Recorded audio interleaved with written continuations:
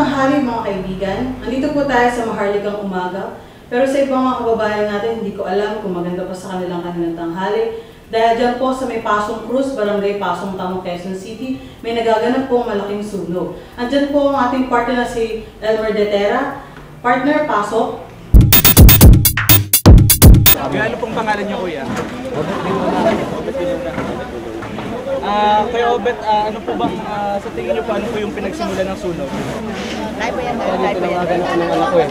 Kaya sinabi nga na nasusunog daw dito sa amin. Kaya madali ako umuwi.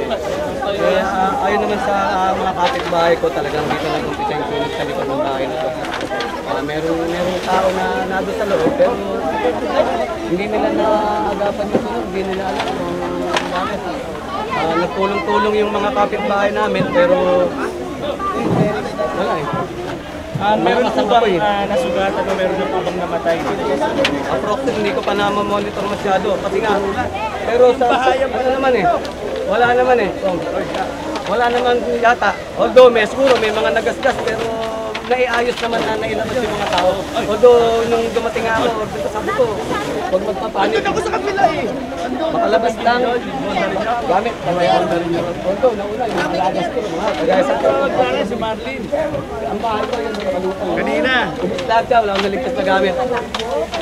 Ganun kabilis. Anong oras po nagsimula yun? More or less daw, 1 to 1:30. Up to now. Pero sinabi naman talaga. Ito. Yan yung puro lang. Yan yung pinapuro na inayos namin. Maraming salamat po. Nandito po ako ngayon sa Pasong Tamo. Pero nakakonti. Makikita niyo po sa bandang likuran po. Nagtutulong-tulong pa rin po ang mga residente, pati na rin po ang Quezon City Fire Department para ma-apply yung sunog. Puro usok na lang, ngunit makapal pa rin ang usok. Sinabi ng mga residente natin na dito sa harapan, nagsimula ang sunog. Nadamay na lang ang ibang mga residente.